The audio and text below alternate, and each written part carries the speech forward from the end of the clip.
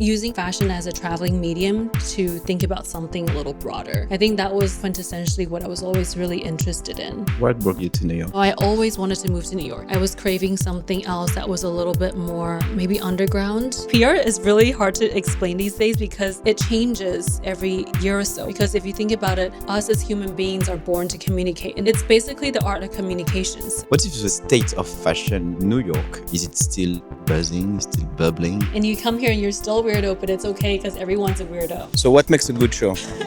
You're really making me think with these questions. What makes a good show? A lot of interesting people in the field are non-linear. A lot of us have many different interests, have many different paths. We want to get a little funky and creative with it. If you're looking for something of a big box agency approach, then maybe we're not the right agency for you. What have been the milestone up to the opening of your own bureau? In my mid-20s, I had no idea what I wanted to do in life, and I just ended up taking a bit of a risk. What drives you? I mean, on a daily basis and then in your business? Honestly, New York City itself. You think you could have done what you've done anywhere else? Not at the time I wanted to do it. Sometimes you see Substacks or newsletters break the news more than websites itself. I get really excited when I see whether an artist or a designer doing something completely on their own that they're not caring about how others are projecting themselves to the rest of the world. Like, stay curious, just don't be too comfortable. Yeah.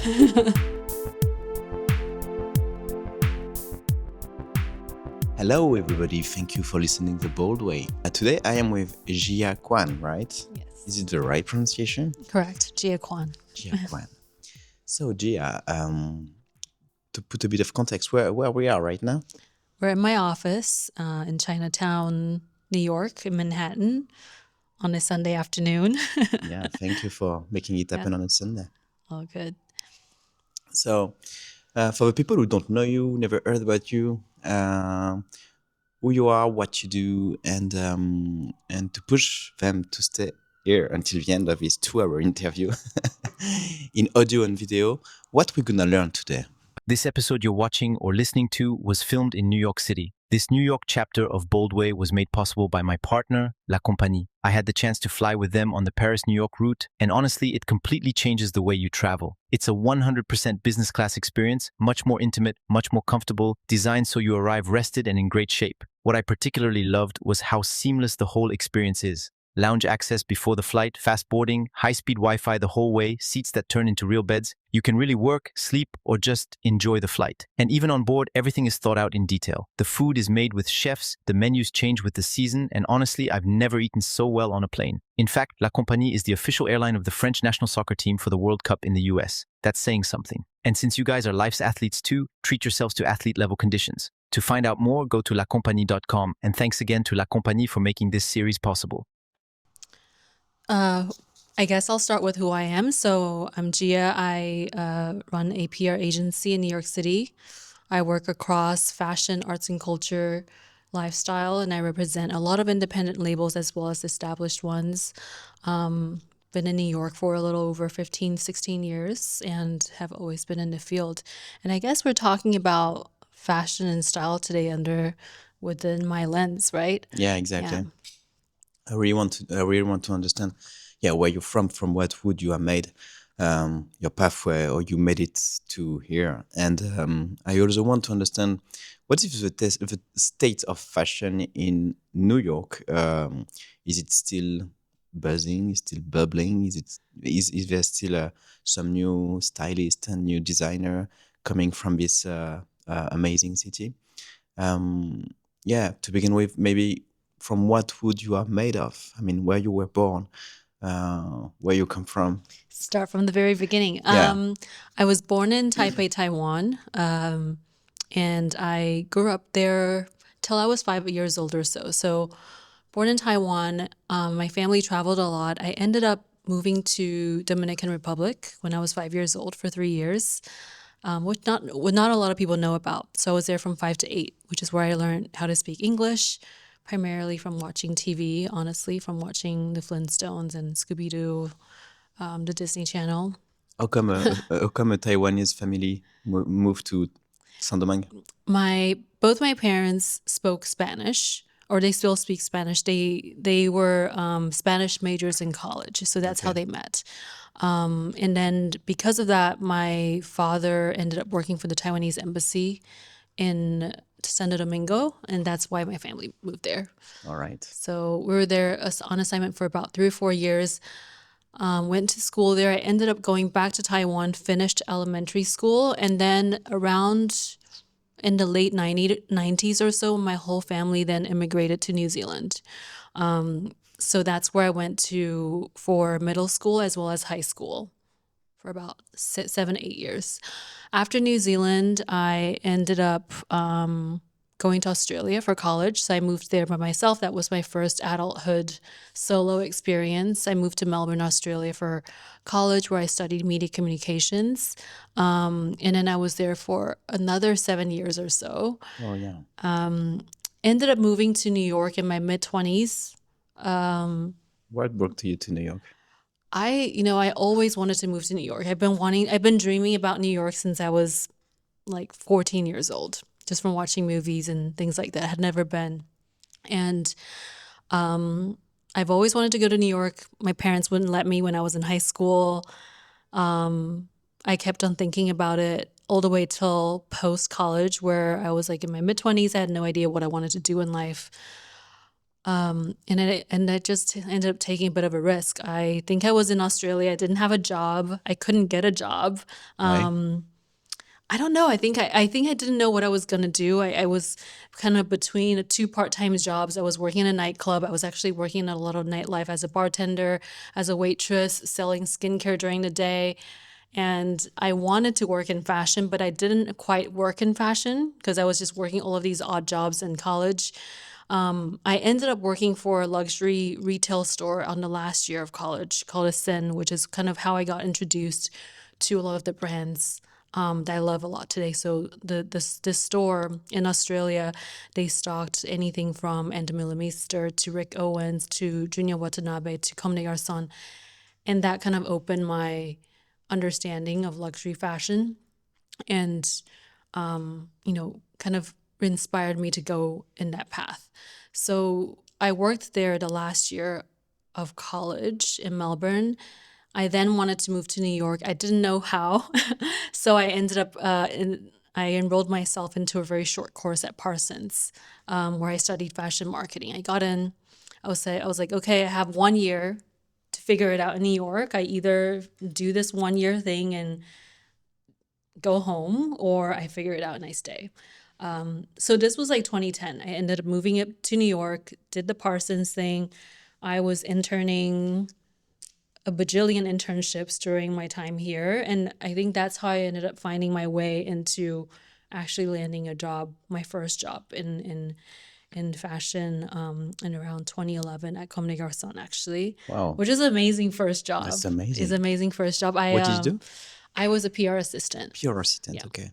And that was thanks to Parsons, the network of Parsons, right? Yeah, a Parsons little bit of is a both. nice stamp, right? Yes, yeah. It definitely got my foot in the door. I have to say, I did a variation of internships. My first internship was at PR Consulting, actually, a PR agency in New York. And I was just running errands, how I kind of got to know how New York City worked just from sending garment bags back and forth to different showrooms, how fashion internships worked and still somehow works now. And my second internship, I was actually with Tom Ford. It was the second season of him debuting women's wear. So I was there for 6 months. And I also interned for the summer for Scott Schumann of the Sartorialist, who was a prominent blogger back in the 2010s. Back in the days. Back in the days. This is when Blogspot was really big. Oh, yeah. So I honestly did a lot of different ones, and I ended up being at Comme, Garçons as an intern in the PR department. So, and that was my first job here. I managed to stay. That was towards the end of my school time here. I ended up being there for 6 years. After the first year of Comme, Garçons, we learned that Dover Street Market in New York was going to open. Right. So my job ended up expanding, and our small team of 2, it was just me, myself and my boss in the PR department. It was so small. And we worked really hard with our small team to open up Dover Street. And then I was there all the way until 2016. Wow. All So right. What have been the milestone up to the opening of your own bureau? the milestones. I mean, I guess it's interesting. I opened GKC in 2019, so it's been a little over 6 years. I think working at Comme, Garçons in Dover Street was definitely the foundation of what I did. I think I was there for a while. I don't think I would have been able to do what I did today without that training. And the interesting thing was what happened in between CDG and what I do today is that I did take a bit of a break in the middle. I think I left Comme des Garçons in Dover Street in 2016. I decided to still work in communications, but I changed industries. So I went to an agency called Nadine Johnson, where I worked for 3 years. And I started actually in the arts and culture department, so not fashion at all. Nadine didn't really do fashion. So I worked because my studies was related to art history. So I ended up working in PR for art galleries, museums, nonprofits, and did that for another 3 years. And it was only during that time, I think that I don't know what happened. I mean, I'm trying to think about what happened was I think when I was working for Nadine when I started to really meet a lot of the designers that I still work with now. Okay. So circa like 2017, 2018, I started to meet, I think I was going out more, maybe. I was going out. I was introduced to a lot of the designers like Shui, Telfar, who I still work with today, Raul Lopez from Luar.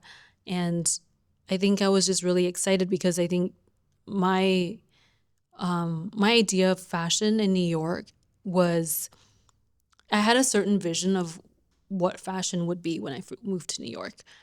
It wasn't so much that it didn't meet my expectations. I think that fashion was just in this, there was like the really big brands that are glamorous and amazing that I also, aspired to. But I think I was craving something else that was a little bit more maybe underground and a little underrepresented, like something else that was calling for representation in terms of the agents, in terms of just the energy and the diverse range that it had to offer. So I think when I was meeting these designers, I think that's when I realized that was maybe my calling of what I wanted to do. I've always liked to build things, and I think working at Dover Street, what I realized that I loved doing was working with the emerging designers on the 4th floor to help really build out what their voices would be like in New York if they lacked representation elsewhere. So that, I think that at the beginning really energized me. And I think fast forward, that's how I started GKC in 2019. I think I was already helping a couple of these designers just here and there doing some meetings for the press, doing some of their shows. And then I think as a result, some of the peers or the designers themselves were just like, why don't you just do your own thing? And I was like, well, I've never thought about it. Because first of all, I'm like on this visa. I was just about to get my green card, which was great. But I didn't even think that was going to be an option for me. I just thought I was going to work for someone else for the rest of my life. I see. The process of getting the green card can be super long and laborious, right? Yeah, super long. And I mean, I think thanks to Nadine, who was, I was with her for 3 or 4 years. I think all my employers were because getting a visa in New York at the time, I mean, even now the visa process itself is just so stressful.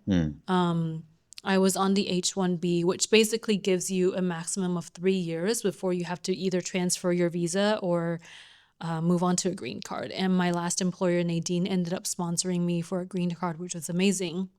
That process in itself took like 1.5 years. Ended up getting it, which was great. And that changed everything, honestly. Yeah, of course. Yeah. So we are in your bureau. What are the brands you are representing today?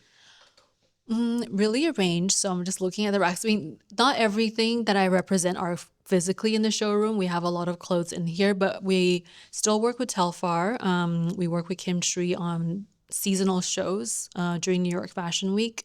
And then we also work with Prisca Vera, who's also a New York-based designer. We work with Ottolinger, who's based in Berlin. And we work with Lu Dan, which is a brand that's based out in London. And also Kiko Kostadanov, that's based out in London as well. So it's grown to be pretty international. I think it started out being very New York-centric, but now it's a pretty international. It's super international. And you're representing them in New York on the New York market, right? New York, as well. On Actually, the American market, I mean. North America, although some of them are also international markets. Oh, really? Great. Can we have a look? Yes, of course. Let's walk. Let's have a little tour of your bureau. Can we say bureau? I mean, yeah, bureau. Bureau is accurate, right? bureau de presse, right? Yeah, exactly. So I think this rack here, actually, this is Reese Cooper, who's a designer based out in LA. And then this is Ottolinger. I mean, Ottolinger, yeah. Yeah, this is I love what they're Ottolinger, doing. who I love. It's We amazing. just started working with them a little over a year ago. And then this is all Ottolinger, actually. And then it goes into Prisca Vera as well, who is based out in New York, and she is Italian, but based out. And this is Sander Lack, who we love working with. He used to be the creative director of Cis Marjan, and he's based in New York as well. So this is his second collection, his second namesake collection. Amazing. Yeah. So what is the range of things you are doing for brands? Well, everything from communication strategy. Yeah. And So putting the strategy on the paper. yes, I think it's so funny because I'm like thinking like PR is really hard to explain these days because it changes every year or so what it really means. Because if you think about it, like us as human beings are born to communicate, and it's basically the art of communication. So the way that you communicate, whether it's verbal, even like the way that you're doing a podcast, everything is evolving as it happens because of various, cultural, technology reasons. So I feel like my job 10 years ago is so different from what we do now is how we define it. So for example, we do place brands into the media. That's one part of it, but the media is also not everything now. There's so many other platforms to consider, whether it's Substack, whether it's social media directly, or whether it's directly to influencers or people partnering with other brands. There's a lot of different. There's a multiplication of point of contact, right? Yeah, exactly. So because like 15 years ago when you started, it was like, okay, there's a few magazines and one TV channel. No, it was a bit more. It's a little bit You're more, but not that even old. then, like I remember, like I think placing something in physical magazines was like the thing. That was and then if you get something online, they're like, "Oh, whatever, like online, like who cares? Let's try.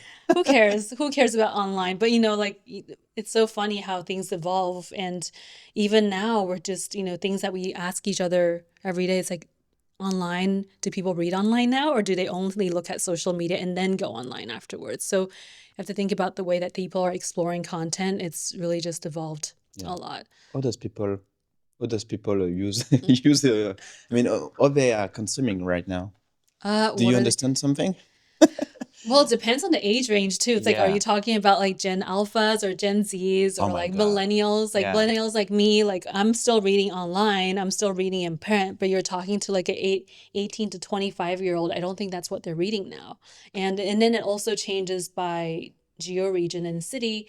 Like, for example, if we're working with a Chinese brand or a Chinese consumer, we have to understand things in such a global way. Like the Chinese the Chinese youth don't even do the .com. They have other platforms like WeChat or like, other social platforms that are unique to them that they're using too.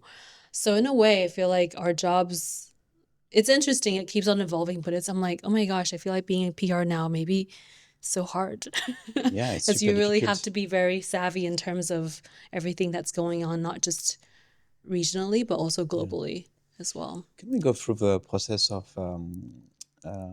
Telfar? How you managed to, because this is something you were here at the very beginning, right? It's a friend of you. He was Can you remind us what was like the story, the genesis of The Telfar genesis. and you? I believe that I was introduced to Telfar through a couple of mutual friends. I believe it was our friend Spencer who was the producer for a lot of the Telfar shows from the very beginning. So Spencer introduced me to Telfar and Babak, who was their artistic director. I want to say like back in 2016. And this was the season right after they had, no, this was the season where they were just nominated the CFDA Fashion Awards. So I was brought on to work with them just in a very advisory, smaller capacity. And I think it was because I think one of the things that connected us too at the beginning was that I did have this art background. And they were in the early Telfar 10 years, there was a lot of parallel also within the art worlds and institutions that they worked with. So we really connected on that level. I worked with them on the season surrounding the CFDA nomination and win, and then also worked closely with them on the shows from like the White Castle parties that they did to large scale shows at the Irving Plaza where it was a concert. Yeah, all of the seasonal shows afterwards, and I worked with them on the communications for that. And I feel like that also really helped shape, it really inspired me in terms of how a PR could work. I think that just by nature of the brand size and myself just being independent, I mean, it was just me. I didn't have a team at the time. And Telfar's team also being small at the time, we were just working very, very closely with each other. That was PR, but sometimes also not. You're just kind of like shooting ideas, and sometimes that becomes like a bigger idea, and then you really go from there. But I mean, the relationship was special. I feel like they're such a special team to work with just because of their creative minds and how they think and how they market themselves to the world. So let's have a little tour of your face. So this is les portants, the racks, the racks, and there's like the salon. Yes, the salon. I love that you call it that. This is like, Yeah. I love that we have a salon. All right. And how many people are working here? We have 11 people in total right now, including myself. So it's always been around, it's been this size, I think, the past couple of years, usually like 8 to 10. Yeah. 8 to 11. Don't you want to grow more? And what is the right size for a PR agency? Oh my God, that's such a subjective question. But Exactly. I mean, I don't know if I want to. I mean, I say this now. When I first started, I thought I was just going to freelance. I didn't think I was going to grow an agency. Yeah. I thought I was just going to work, as a freelancer. And then it started to slowly grow. I don't know. I love the size we have now. I don't know if I want to imagine myself like growing like a giant empire. I really applaud people who can. I love working very closely with my team because I'm pretty hands-on. So that part I love. I think right now it's a perfect size. I probably don't want to go past 15, but if I do one day, then you'll let me know because we have it on recorded. Yeah. What is the, I mean, when you start a business like that, what was the vision and what was the ambition at the time? And I mean, yeah, what was the what is the final destination at the end of the day when you start that kind of business? I mean, I have to say, when I started, I don't think I went in with like a business plan in mind, to be honest, because it was all very instinctive. I met the people who I was inspired by. I started freelancing for them, and it just evolved as it happened. But I think what inspired me and what I got excited about doing was being able to, I guess, understand it as like a larger cultural fabric. I think, yes, I loved fashion as a medium, but I also loved arts. I also loved film. I also loved a lot of these different other things. And I think for me, it wasn't so much about just the craft itself, but it was more about telling the story, whether it's like uplifting a certain subculture or threading the narrative of an identity. Like, I think there's, using fashion as a traveling medium to think about something a little broader. Mm. I think that was quintessentially what I was always really interested in.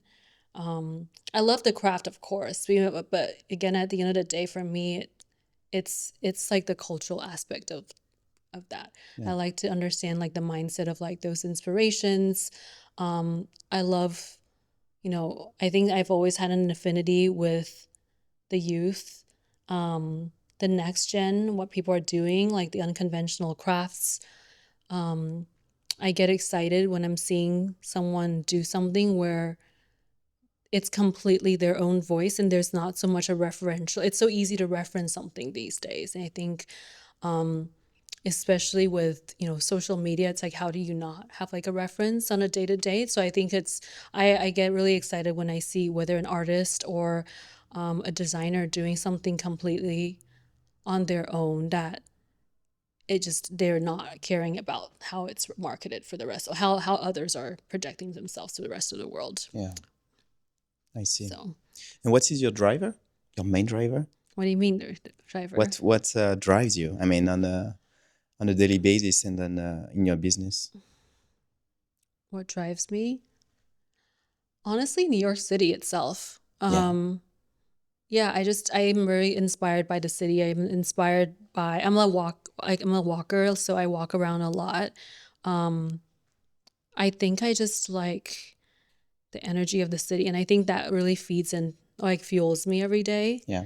How I work, I think I get inspired by watching people around me, and also it being such a city of like a melting pot of different creatives, of people like myself who are maybe like weirdos somewhere else, and you come here and you're still a weirdo, but it's okay because everyone's a weirdo. There's many weirdos, yeah. Yeah, and I kind of love that part where you can really express yourself and not feel like there's some kind of other societal pressure out there. Hmm. And I think that part is really freeing for me. Can imagine, yeah. Do you think you could have done what you've done anywhere else?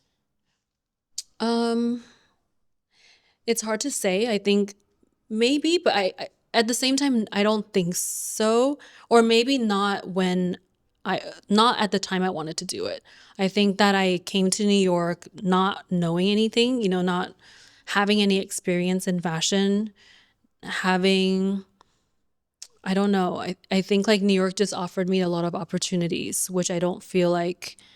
And I love Melbourne. I loved where I went to school, but I stepped out of college not being able to find a job for 2 years, and I think there's just so much more opportunity out here, and I think there's also a little bit less judgment maybe. When I think that part I really appreciate. I liked the fact that my boss at Nadine could take a chance on me in the arts, even though I only worked in fashion. That's amazing. I liked that I was able to work at Comme with no experience in fashion and worked in nightlife. And I feel like that's how I like to think about these things is I think a lot of interesting people in the field are non-linear. A lot of us have many different interests, have many different paths, and you can't be boxed in. And I think that's the beauty of New York. Yeah, that's the beauty of New York. I'm very attracted by the magazine there. Oh, yeah. No, but it's quite interesting because magazine have still a big place in those bureaux. Yeah. It's still very important by the place the PR agency are putting it, and it's still very important. It looks to be in those magazines, but on the other hand, everybody's saying magazines are dead, and I know it's I have such an affinity for print. I feel like I like a tangible physical media, and I don't want print to ever die, but it's a tough time for print now. And so I feel like we have this here also just as a visual reminder of like that fashion and also arts and any other industry, like the visual and the art direction is still such a huge part of the storytelling itself. It is an industry of image makers, from the clothing to the final image to the stylists that we work with to the photographers that we work with. So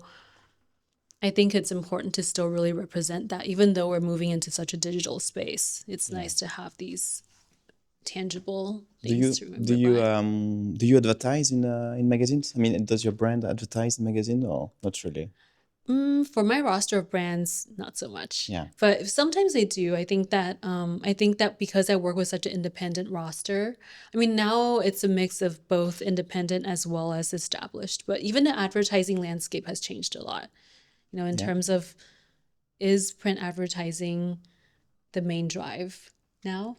Or is it something else? You know, brands are also putting dollars into other forms of marketing that maybe yield a little bit more return than print advertising pages, which Makes is sense. hard. You know, I think that's also why print doesn't, like, there's a lot of print publications in the States that haven't really survived, and I think that's, there, a lot of them are moving into the digital space now too. Which one is your favorite magazine? Oh my god, oh my god. It's a difficult one. Sorry. It's crazy because I was like, ooh, no, because then like all the editors will be like, why don't pick me? Sorry, this is a tricky one. You know, They are all very nice. they're all very nice. I mean, to be biased, I actually, this is a publication I love, but this is not a fashion magazine. Yeah, this is art magazine, right? No, this is my friend Whitney Mallett's publication called the Whitney Review, and it's a new literary magazine. And I really respect what she's doing because she has there's no online. It's only in print. Oh, wow. And it's a celebration of literature. There's poetry, there's fictional and non-fictional writing, readings in here. And it's not fashion related, but there's also fashion adjacent, I think, because I think, again, the way I think about these things is that they all relate to one another.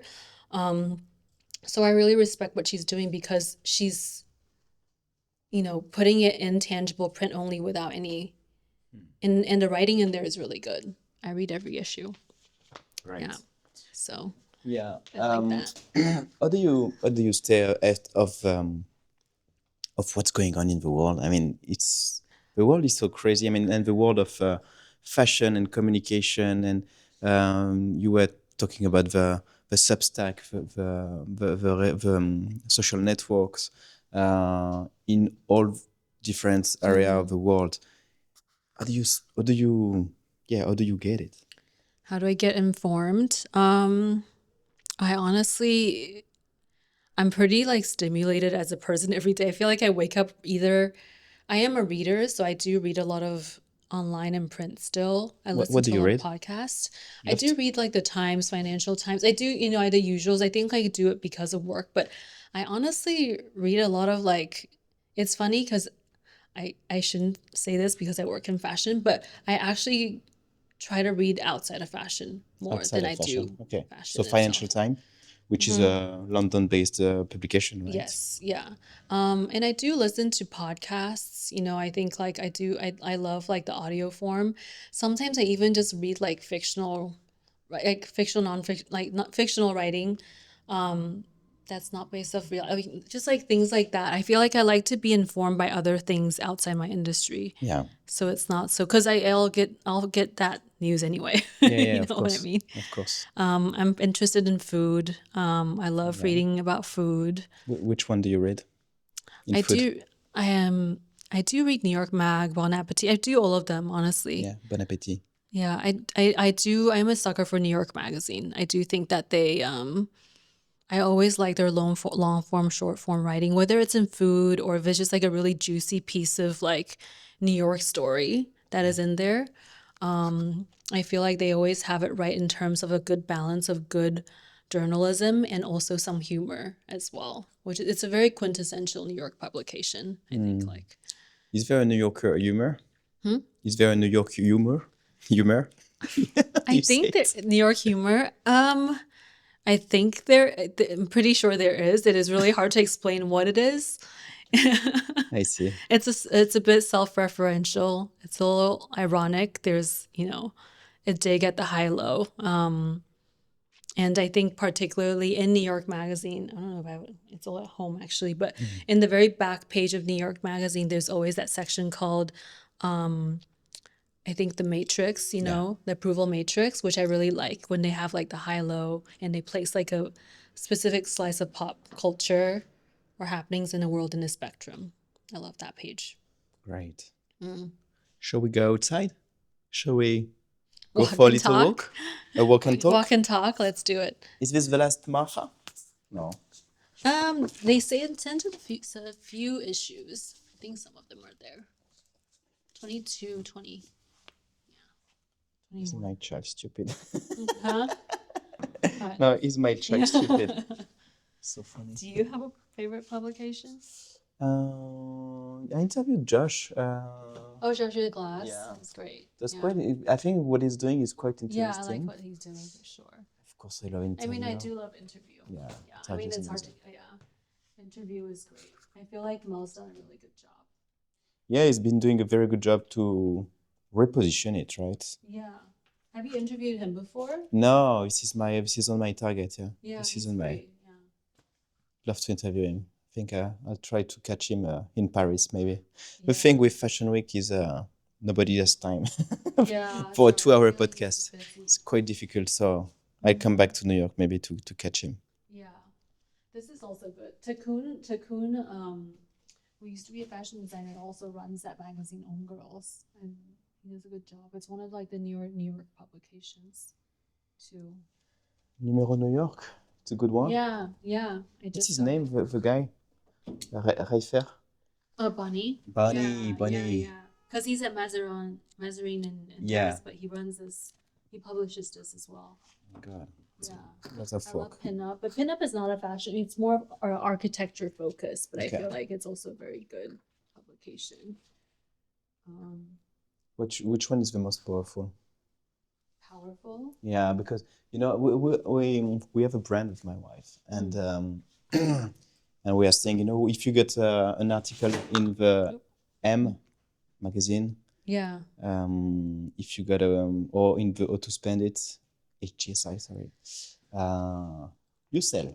I mean, Oh yeah. I mean New York Times. New York Times, yeah. It does still have that drive. It is Yeah. kind of like the equivalent of like a How to Spend It, Yeah. like the T magazine, Wall Street Journal. That's still considered top tier, because the readership is just so wide. Yeah. There's a fashion section, but it's not a fashion magazine or paper. Yeah. I would like to go through, the process of when you start a brand, or no, maybe to ask you differently is when you've got, how do you pick a project actually? How do I pick it? Yeah. I mean, it's, You don't work with everybody, right? no. You don't We have to accept be pretty everybody. selective because the size of our team is kind of small. So we have to be intentional in terms of who we work with. And it's not so much, it's so subjective, these things, and there's a lot of, when I started my agency, there's also an amazing array of my peers who also started, because basically what happened, this is like around 2019 before the pandemic. I think as like a evolution, there is a lot of big, amazing agencies in New York, but I think also brands were starting to look for different things. So as a byproduct, I was one of the, early ones, but a lot of the same thing happened with my peers where a lot of people started to branch out to do their own thing and their own agencies. And I feel like everyone has their own taste and their own take on what they like. Yeah. And there's no right or wrong. It's just more of like a vision and a preference. So for us, again, like when we started, we worked with a lot of independent brands. I try to keep it quite tight. We want to ensure, like, I think what interests us is when someone has a story to tell or there's a potential. We want to see the potential for it. It's not about like just getting a really cool brand that everyone knows already. Like, that's not the thing for us. Yeah. Like, you can be a really well-known brand, but if you're coming to us and you just want to do the traditional PR thing, which we can do, but that's not that exciting to us. Because I think for us, we want to be able to do a little bit more of a 360 approach. Yeah. We want to get a little funky and creative with it. And if you're looking for something of a big box agency approach, then maybe we're not the right agency for you. So we think about a few of those things, variables. What is the common red thread of all the projects you are working with? The thread. The red thread, yeah. I mean, what is they're all similar in a way. I mean, they all have common points, right? I common in a way that is, I think that maybe the common thread is that they're not so easily boxed in. And sometimes I think sometimes when I relate to this type of feeling that, when I mentioned to you earlier, when I came to New York, it's like, I like so many different things and I couldn't be defined. And Yeah. I think I relate to, and I really understand the brands who maybe have similar types of projection and voices where what they're doing is so different, but it's not a one-way track of what they're trying to express. And I kind of like that challenge, and I find that really exciting because I think that's all we're moving towards today anyway. Yeah, I see. So this is the mall, right? Yeah, this is a mall under the bridge. It's close to my office, but when I first moved to New York 15 years ago, I also lived really close to here. So I used to get all my groceries around here. I love this part of Chinatown. It's one of like the older parts of Chinatown that still has a lot of these like little businesses Yeah. around, and it's a little chaotic. It's under the bridge where the trains are. So it's very loud inside as well. It's quite loud because we're right, so when a train goes by, you can kind of hear it. And it's crazy because you can see like some of those businesses is like literally just like a tiny little The shop, yeah. shop, and they're just selling lottery tickets or something. Or That's crazy. but I get a lot of my inspiration, or like those wig shops. I love it. I'm looking forward to go inside. Yeah. But this mall is interesting because the space has always been here. But around maybe like 5 or 6 years ago, there started to be a little bit more occupancy in terms of what's available inside. So I love what's not obvious on the streets. Yeah. So we have Eckhouse Lada that's in, I think they're still in there. If not, I don't know if they're still in there anymore. But there's also a couple of other businesses in there. And you have to go through the supermarket.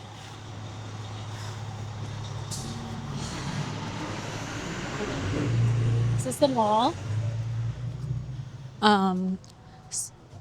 So Oh wow. yeah, so it goes into like so you see all the local businesses here. There's like the what's it called? That's the supermarket itself, but we're gonna go here. So funny. I was like, have you done a podcast where you're going into a mall? No, it's the very first time. Yeah. So this is a Chinatown mall. I don't know what it was before, like 10 years ago, but now you have a lot of different businesses that are here. Oh, wow. A lot of amazing vintage stores. So and Independent people are coming here. I businesses. mean, yeah, to for shop. yeah, for shopping. Yeah. But I think it has cool energy. I mean, it's changed a lot. It used to be a lot more vacant. I mean, I feel like it was like very, very, like pretty empty like a few years ago. But Okay. now it's pretty full. This is both vintage and new brands, right? Yes, vintage and independent. I think a lot more vintage now, but it's evolved a lot. But Right. it's interesting. I think like complexes like these really give has like a renewed energy about how you think about like both retail and art spaces. Definitely. Yeah. The thing is, in New York City, the rents are super expensive, right? Super. And And- with these malls, it's probably a little less. To be honest, I don't even think it's that much less. The thing with New York, it's like it's generally pretty expensive, but sometimes you can randomly get a deal. It just Yeah. depends on if you like meet the right person, the right landlord. But the malls are interesting because it's probably not as crazy as if you're getting a on the street Yeah, storefront. of course. And this is driving an interesting crowd of people who love that kind of Yeah, I things. think now, I mean, when it first started, it was just like a couple of stores, but I think they were strong enough, like the Eck House or James Valoria, that they had a dedicated audience who wanted to come here. But you'd have to know to come here. But I think now, because it's so full, Yeah. that there's a pretty healthy amount of traffic that comes in here now. Super interesting. So when you start working with a brand, with a young designer, like super young, and you find him interesting, or you find it interesting and the story very interesting, and you think you can do something out of that, what is the can we go through the process of putting this together to be coherent and strong? How to tell the story for the brand. I think the number one challenge, I mean, I was saying, like, it's hard to be like a designer and artist these days, because with social media, you kind of have to not just know your craft, but also understand how to tell your story. And some people have it instinctively. Sometimes it just comes naturally to them. Sometimes it doesn't, and that's what we're here for. So, when we first speak with them, we kind of just, get to talk to them the way that we're talking now and understand their craft a little bit more. And I try to get the sense of what their I guess objective is, whether it's short term or long term. How do they communicate their craft? Sometimes, even like myself, when you're doing so many different things, there's so many compartments of the story that you want to tell. So for me, it's like listening. We try to kind of dissect it, listen to what the fuller story is, and be like, okay, how do we think about these in different chapters, like in a novel? And what does that timeline look like in terms of how you want to communicate that? And how many times do we tell it until people get the message? Is there a repetition? Is there not? How much is too much? So there's like a lot of things that we want to assess.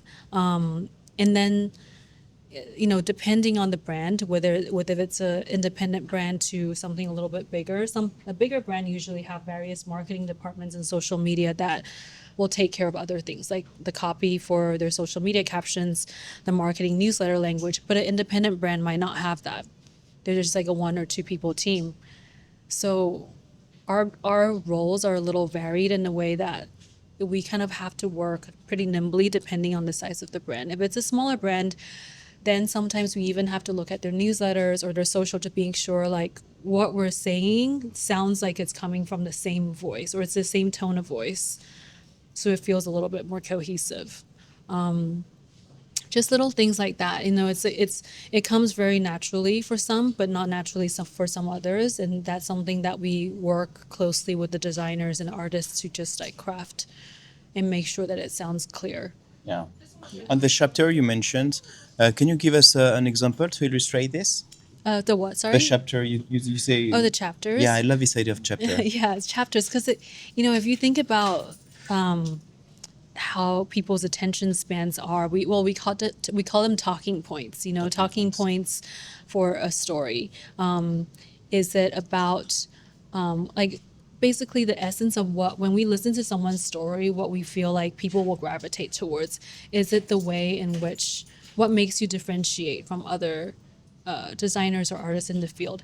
Is it how you were trained? Is it specific to your craft? Maybe that's one chapter of the story. Is it about your relationship with a certain, there's like different, I guess, evolutions of the brand of like how to best talk about it. So we basically dissect them into different stories, and then we try to tell one of them at a time, or a combination of both. But sometimes it's hard to tell everything at once. Yeah. And you need to be accurate and specific to not weaken the message, right? Yeah. Just be strong one at a time. Mm-hmm. And sometimes it's not too long. You want, I wouldn't have said this maybe 10 years ago when people are reading longer form writing, but that's not the way now, where, oftentimes, especially for, say, a younger person, maybe they're just reading, we're so used to social media copy and lines, tweets and, headlines, that things don't go past like the first 5 seconds of your attention span. So what are we communicating first? What should be on the very top? That's very clear. When you're emailing someone, is your message strong in the first 3 seconds of someone reading it, or are they getting confused? If they're getting confused, then we need to workshop it to make it a little bit more succinct. And do you save some for later so you don't tell everything at once? Because people also get confused. So just little things like that. It is a very, very much the art of the language. Yeah. And your feeling how did this evolve? I mean, yeah, I mean it's and where is it going, by the way? Oh my Because God. I like don't know. 15 years ago, they were reading like super long stories, and there was almost a lot less media. Now it's like headings, tweets, social media, etc., etc. Where is it going now? I mean, with AI, for example, how is it changing your job? AI is changing a little bit for sure.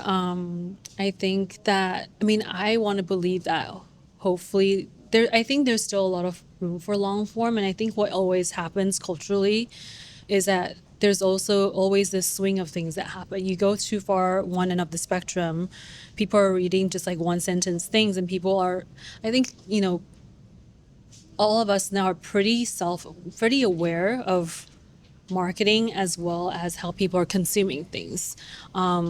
People dissect into that kind of stuff. So I think when like as a society, you realize that we're reading things, our attention spans are too short, then we start to see things going longer form again. But then maybe it's accompanied with visuals or something like that. So I do think things always happen in waves. Yeah. It's interesting. When it goes too far one spectrum, they try to go back on the other ones. So sometimes now you see we also see interesting things where it's a social media handle, but the captions are very long. But that also drives a certain amount of attention because it's a type of chapter storytelling, but through only like still life.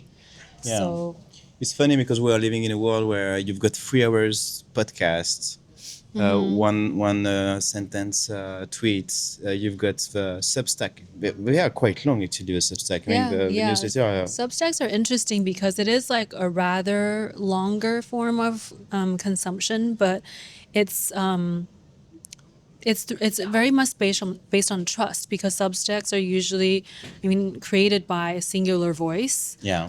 a person, and there already is a bit of like that credibility that's forming there, and then the Substack forms, and then you see, I think right now that's maybe what we're seeing a little bit more of, especially in my industry anyway, is like not only Substacks but dedicated newsletters from publications that are from the voice of a specific editor from the publication. Do you have example? Yeah, I mean, like Lauren Sherman from Puck does an amazing one, obviously, because of Puck. I feel like she was one of the first ones to do it in the industry, and people really, really read it within the fashion industry, within Vogue Runway itself. Nicole Phelps has her own newsletter. I think Jose for Vanity Fair now has his own newsletter, who I love. He does an excellent job. And I think I'm excited for what he's bringing to Vanity Fair. Sam Hines from GQ has his own newsletter. So I think it's very much based on the trust of that particular editor or their voice. And people want to see what they think, as a critic and a writer too. I see. Which one are you paying? Huh? Which one are you paying for my on gosh. the Substack one? Because this is so funny. I mean, there's so many writers and good newsletter, but at the end of the day, you cannot have like 20. I know. Well, I subscription. subscribe to all the ones that I mentioned to you, but I think also for my job, I do Yeah. have to, but also I like Delia. I mean, they're not fashion writers, but I appreciate Emily Sundberg. Obviously, has a huge Substack. Yeah. Feed Me, one of the biggest Substackers. crazy. Yeah. Insane, but I will read, like, the second her newsletter come out, I will consume it, and I want to know what's going on. Oh, really? And How come? I mean, how did you explain the success of this Feed Me newsletter? It's interesting because I think she really hits the sweet spots of, it's not fashion specific at all, but it is very New York centric. I mean, she knows the ins and outs of, she has a nuanced understanding of marketing. Sometimes she analyzes campaigns. Sometimes she is the first to know about a business that's developing or closing, or those are the things that we kind of want to know about. Yeah. And sometimes it's interesting because now sometimes you see Substacks or newsletters break the news Yeah. more than websites itself.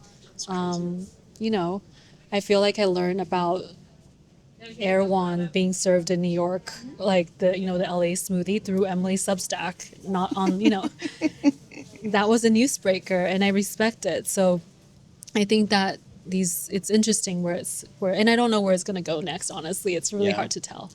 You cannot tell us what's the future of communication? Oh my God, such a loaded question. I don't know. That's crazy. Yeah. Oh my God. Let's move on, no? Maybe? Yeah. Let's carry on. I hope that it's still people talking, not robots at you. Of course. I love this place. Isn't it cute? It's really, Yeah. great. But I like the journey of walking in too, Exactly. you know? But it reminds me something like there's some places like that in Tokyo as well. Yeah. I know exactly what you're talking about. Broadway Nakano, Yeah, it's exactly. like the one that has multiple floors and they have a lot of bookstores. Yeah. And toy stores, and then I think the basement is like food or something. Exactly. I love that place. It's Yeah. very similar. But it's cool because, you see a lot of the OG businesses are still here. Yeah. Be careful. Well, that's slippery. a good melting pot. Yeah. Good mix. And I love it. It's so nostalgic because when I first moved to New York, I really used to come to that specific supermarket all the time to buy my groceries because I lived around the corner. So Thank you. it's just interesting what it's become.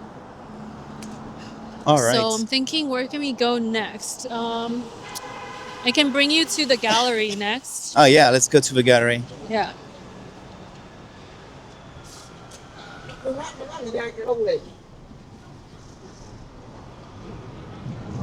I follow you.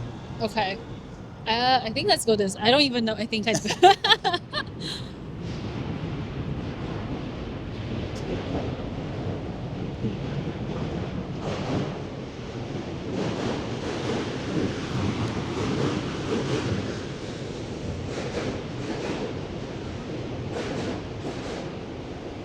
So beautiful. I know. I love this part of New York. It's my Yeah. favorite. I love Chinatown.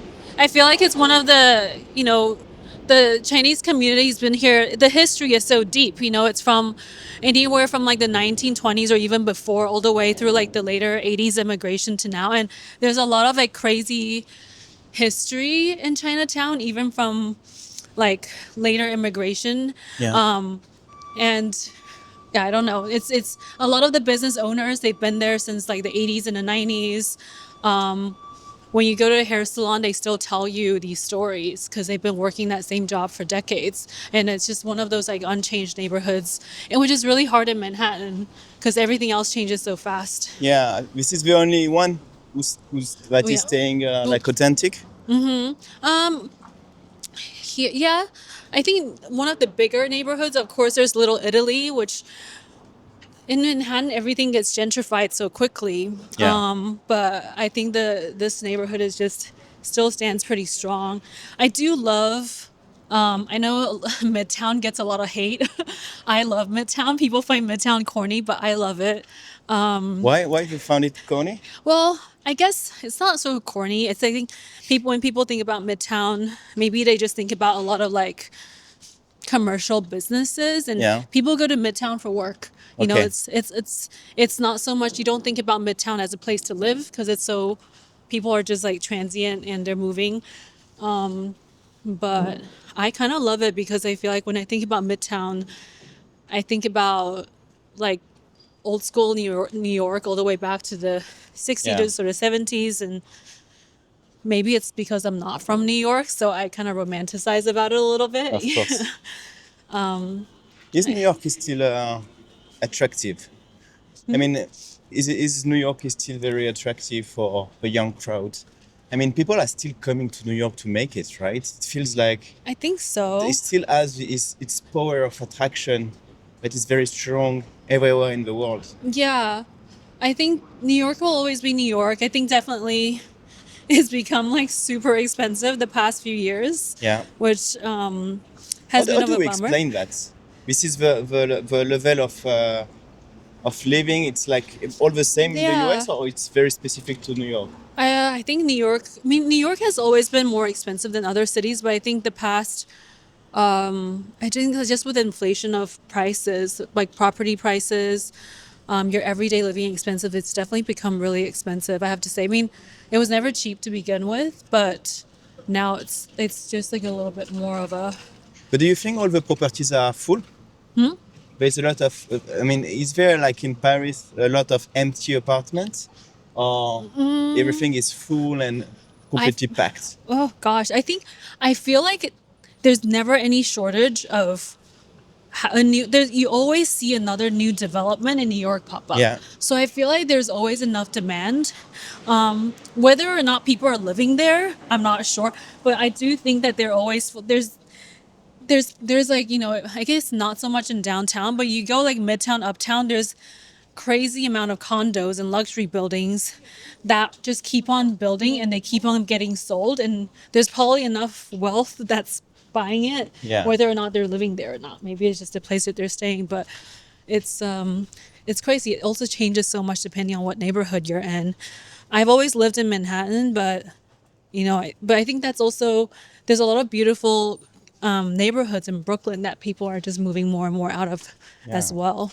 When I moved here in 2010, I think Williamsburg was like not what it is today. They hadn't really developed as many of those like high rises in Yeah. Williamsburg, and it was still very much kind of like an artist hub. Yeah. And now Williamsburg is like probably more expensive than some parts of Manhattan. I see. So So I would like to talk about the state of young. I mean, how do you say it? Fashion. I mean, of the fashion scene in New York. The independent. What do you call it? independent designers. Yeah, independent designer. Young. I mean, does young designers start brands nowadays, or is the state of the market? Let's do it this way. But let me think. Yes, I think the short answer is there's always more and more creativity and designers that are popping up in New York, and I'm always excited to see what happens. I mean, New York is like one of the centers of some amazing schools like Parsons, like FIT, Pratt. But even like, a lot of the designers that I've worked with in the past, you don't necessarily have to be traditionally fashion trained. Some of them are self-trained. Telfar never went to fashion school, Yeah. There's a few also, like the Gauntlet Chang girls, like a few others where they went to art school instead. So they're, Rhode Island School of Design. So there's a lot of these like cross inspirations, and there's always new creativity that's coming out. I do think that it's like, I guess, financially hard to sustain a fashion brand in New York. You definitely need some type of external support somehow, either through sponsorships or other type of, I don't know, economic support from a show or independent perspective. But I don't think I don't think it's stopped people from continuing to create. Yeah, of course. Yeah. And there's still, every season I do still see stuff that I am You're always excited? excited about. So tell me about the New York Fashion Week. New York Fashion Week. What do you want to know? Is it still something important? Do you show on New York Fashion Week, or you only Yeah. show in Paris?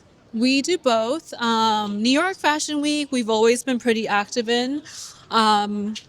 We still do quite a lot of shows each season. I would say always like at least 4 or 5. There was a time where I did like 10 to 12 shows a week. I don't even know how we did that. I was Oh my so God. insane. Our team was so small.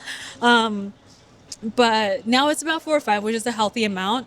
I think that the landscape has changed a little bit, although there's still a bit of a, as I mentioned, I think there's always new, young faces that are showing, and then some established designers as well. But it is hard because of that support factor I was mentioning before, that the past few years, because it's become a little bit more, I guess, just costly Yeah.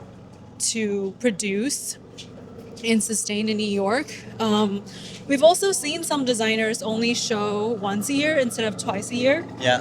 that's becoming a pattern that I've noticed. Of course, there's like a few of New York's favorites that don't even show in New York anymore. That's also a thing. I think Paris is honestly having a nice moment Yeah.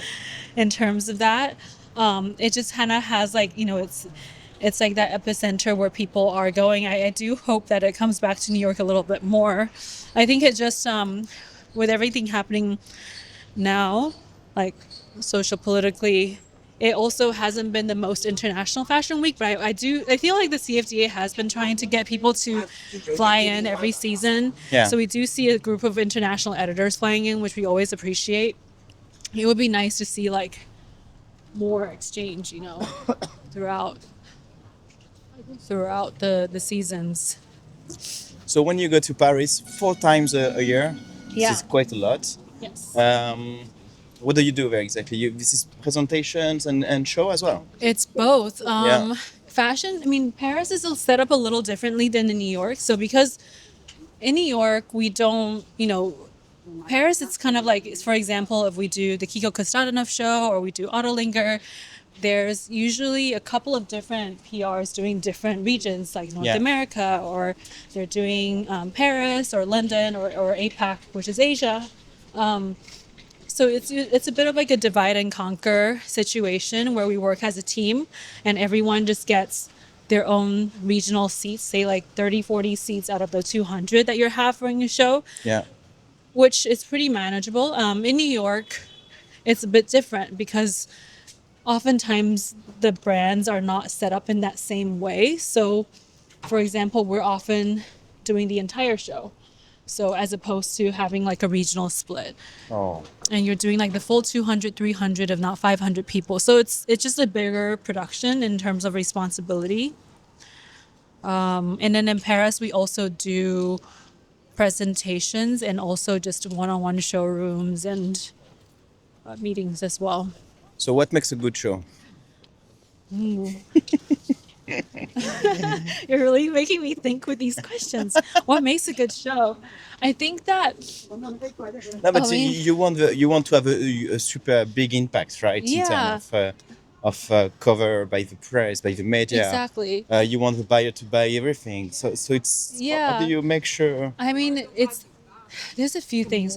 I think first of all, the very, very core foundation, the product has to be good, right? You can't, not everything is full of just marketing and marketing only.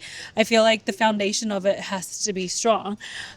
Second of all, from what we do, is curating the right and good balance of a guest list. So having the right mixture of press. Yeah. But also it can't, again, press is not the only conversation. There's a lot of players in a show, from industry adjacents to buyers to tastemakers to, actually dressed talents and influencers. Sorry, I think we're going down here. I don't want to take Yeah. you in like a long loop. I feel like we walked one block over, but I'm giving you the full tour of Chinatown now. It's beautiful. Yeah. What was he saying? So, what was he saying? Oh, what makes a show good. Yeah. So yeah, all of the audience really matters. Then, the actual logistics of the show is another consideration. The guest experience, Oh, from yeah. entering the show to sitting down. Yeah. If there are any obstacles, or is it chaotic? And then I guess there's also kind of like the seating of it all is also really the art of seating is a huge part of our job. It's outside of the guest list itself, like how are people sitting together? It feels so simple because it's only a 15-minute experience. Yeah. But you have to consider so many nuances. Are you just sitting them with the people they see all the time, or are you kind of subtly seating them with someone that they may not have met and they're forming a different type of dynamic? Yeah. It's the same way that we think about when we're doing dinners, so that people to people connection is interesting. Who are they sitting across from? Are they sitting across from someone where they can take a video of? Just like Oh my God. a lot of vantage points that we have to think about. And then there's the press outcome as well. Sometimes I think depending on the brand, a show can just be very pure and simple, and it can still be incredibly strong. You don't have to do like all these frills. It can just be about the collection in a beautiful, simple space. And then sometimes a show is a spectacle. So there's like a performance. Sometimes there's something else that's introduced in it that makes it memorable down the line. And that's a factor too.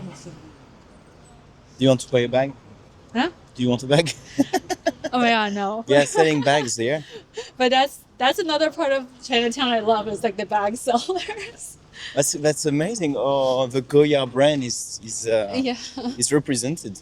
I know. Have you been to that part? There's like on the other side of Canal Street, there's a very concentrated group of bag sellers. Have you seen those? Yeah, I've seen it. Those are crazy, but it's kind of fun. It's a very New York experience. We're going this way. Sorry. And sometimes the bag sellers, I think they have such good style. Some of them. Yeah, you want And, to buy yeah. Do you want to buy it all? Oh yeah. So we are leading to the gallery. We're going to the gallery. I took you one block too long. Sorry, but it's just around the corner. That's fine. So tell me the genesis of this gallery, because you're co-owner with your husband, right? Yes, with my husband. It's primarily his gallery. I did find it with him back in 2019. The gallery's name is Wham, and it's also in a Chinatown mall, so you're getting a lot of mall experiences this time. And it's interesting because my husband and I, he also used to work in fashion and Okay. art as well. He worked with me at Dover Street Market. Then worked at Stussy, but he also worked in a few different galleries. And he started this in 2019, kind of like very adjacent to how I was thinking about my agency. Like art for him is also like a key traveling medium, but Wham was founded as a art gallery, but he also did a book club. So Cool. it's more about how people have conversations around these things. Yeah. And he was really interested in working with both exciting emerging artists in New York, Yeah. some of which, oh, thank you, haven't really shown before, and then some that are a little bit more known, but people don't realize that they're a painter or things like that. So Right. here's the mall, Oh wow.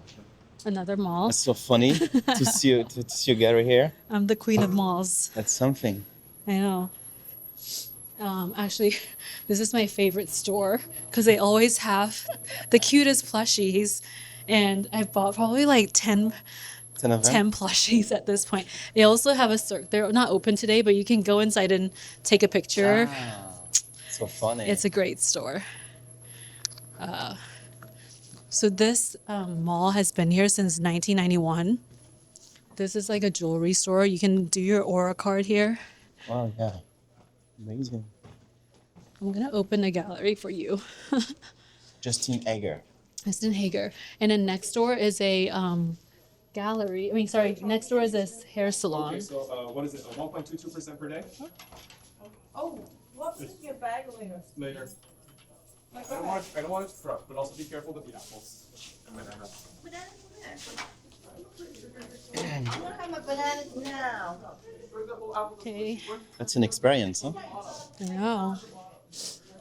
The salon next door has been there since the mall has opened, so since 1991.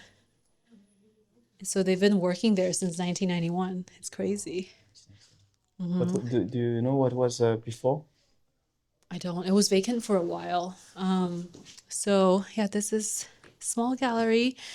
This is a show of Justin Hager, who's a New York-based artist. His work Yeah. is incredible. So we just opened a show a couple of weeks ago.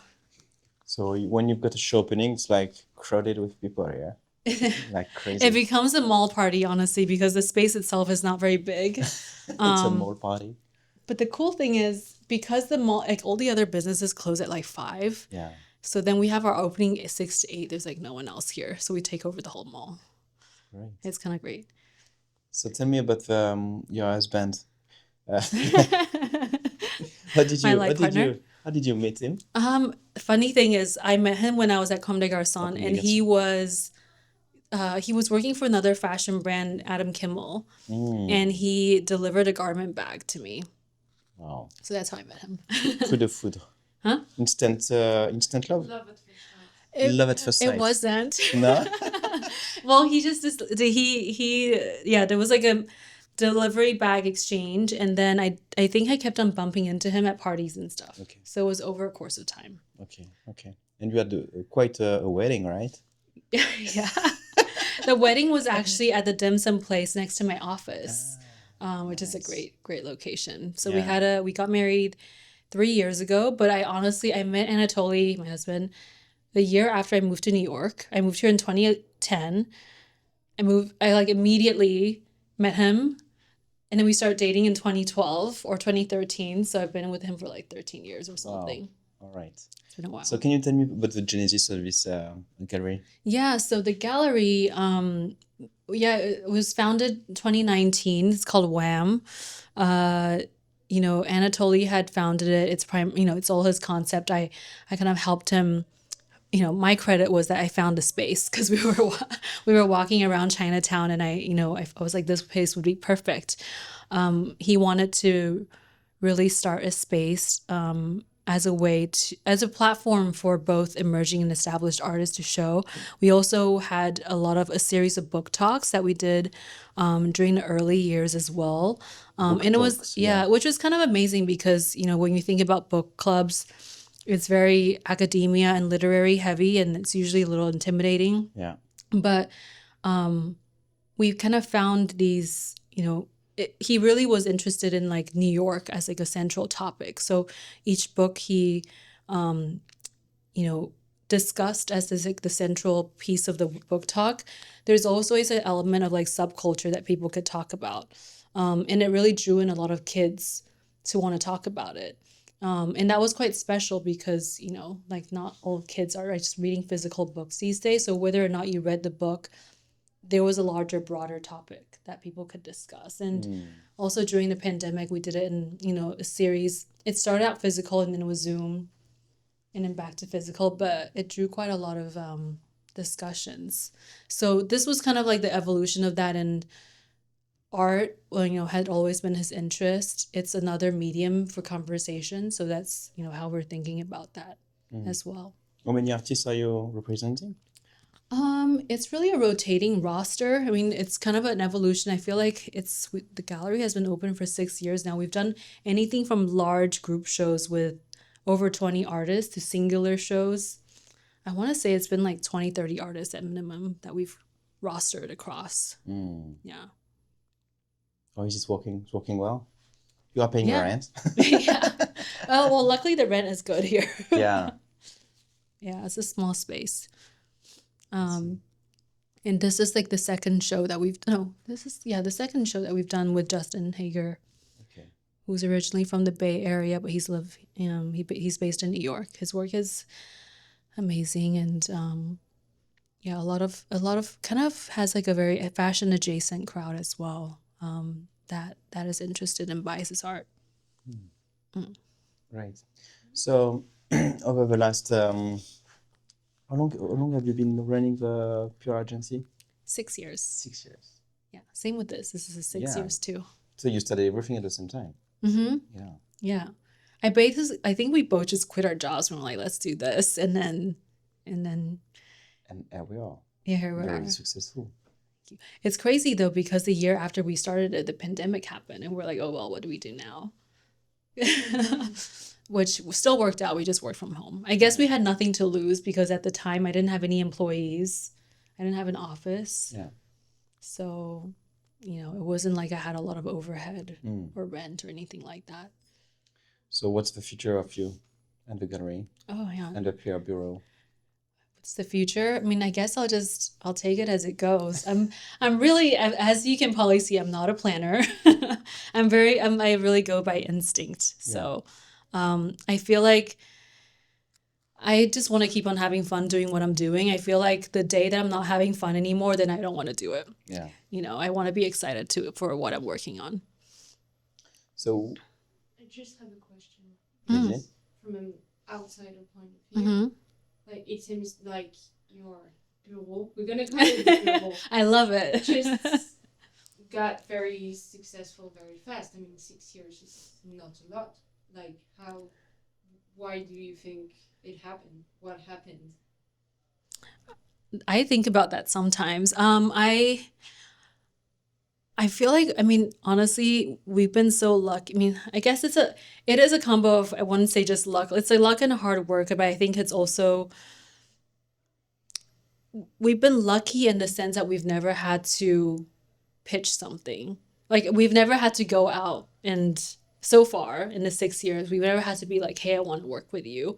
It's kind of been a very organic type of relationship and traction, or by referral, that's happened so far, which I've been really grateful for. And I think that maybe I want to attribute some of it to like the New York creative community is so small. You know, when I first started, it's kind of with these set of designers and artists, and we all kind of run around in the same circles. And maybe it's by the fact that, to be honest, I go out a lot. I love to walk around the city. I live and breathe the culture of it. I love going to music concerts. I love going to art galleries. And I love to understand how people work and think and tick. And I think being able to understand those nuances, especially in a city like New York, it says something. You know, I feel like I can meet a designer or an artist and really understand their references and know what they're saying or what they're trying to say. Because I've also, not to say I've been on a linear same path with them, but I too kind of understand some of these obstacles that something in the mainstream can't quite understand. And I'm intrinsically interested in it myself. So I think a lot of it was like based out of relationships. And at the end of the day, PR we're in a field of service, you know, it's communications, but it's a service. So it's a very people-based job. And I think that you're establishing a long-term relationship with someone. It's like a friendship. It's like being friends with someone plus a professional layer there. And you want to be able to get each other. And I think that if you do and you have a track record of doing that, then it kind of like just organically grows from there. But I also think I am quite intentional with the way I think about our team as well. Just like, you know, we only have 10 to 11 people. Even when I was building the team, everyone had such an important part to play.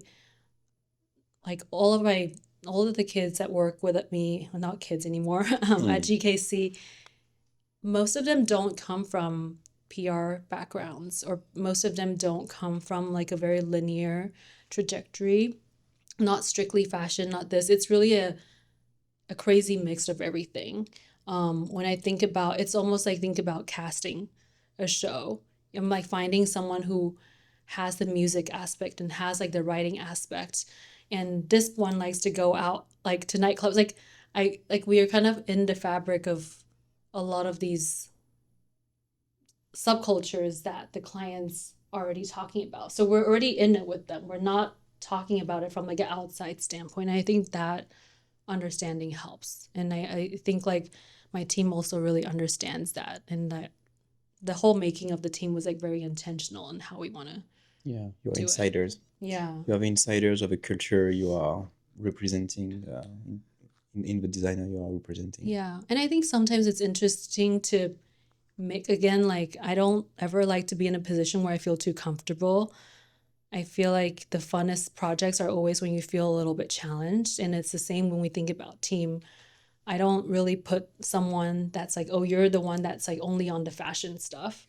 Everyone is kind of on a little bit of everything. And it's really based off personality, even potential storytelling and interest. So I think I like a bit of like almost like sometimes a bit of a clash, a bit of like a high-low, and you're not just a luxury person, you're like a little bit of this and that. And I think that's when like exciting stories or exciting ideas can come out of. Yeah. Great. Amazing. So what will you do differently over the last 30 years? 30 years. No. I'm turning 40 this year. 40. Oh, lucky you. I just turned 40 as well, so Oh, really? You're in 1986 too? yeah, 85. Okay. Yeah. I'm 86. I'm turning 40 this year. So yeah, what would you do differently? It's like the midlife crisis. No. Oh my God. Yeah. What would I do differently? It's so hard to tell because, of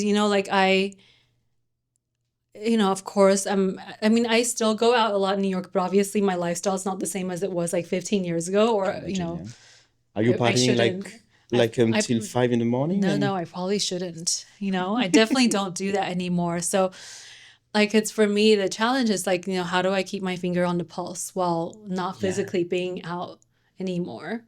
But I do, I do go out, but not like till 5 o'clock in the morning. I can't even afford to do that now. I get so tired by like 10.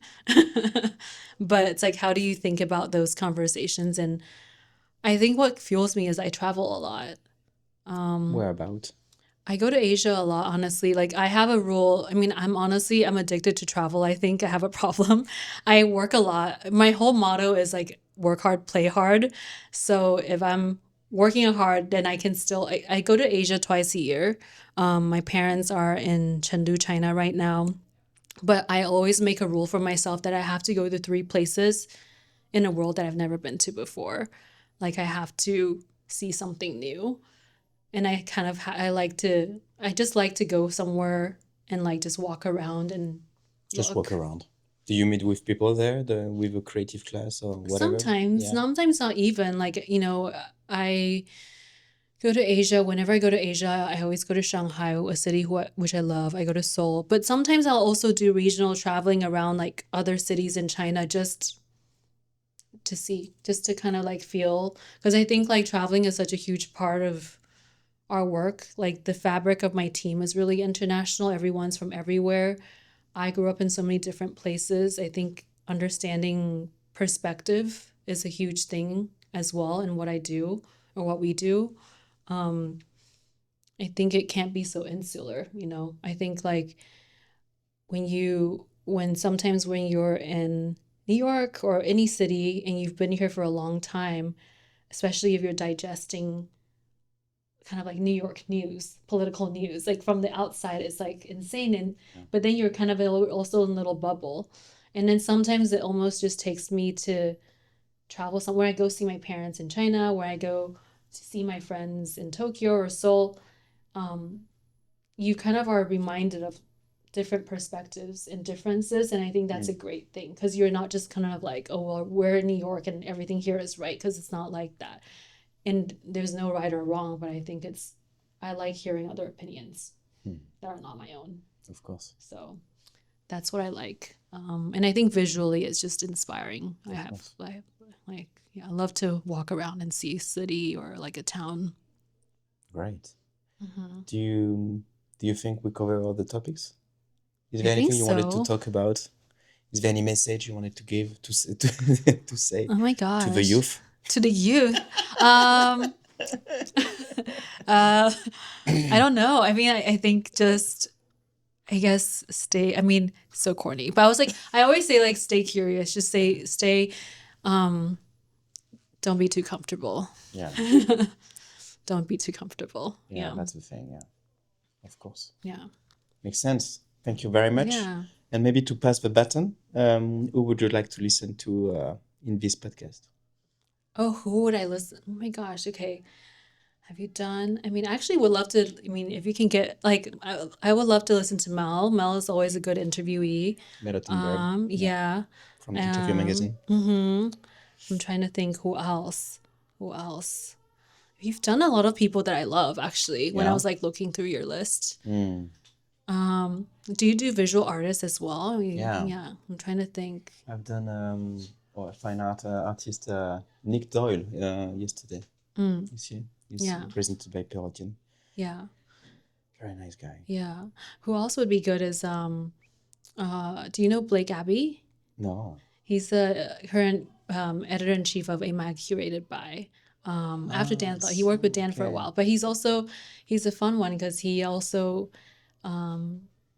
is brilliant in the sense that he does so many things, from editorial to acting. Okay.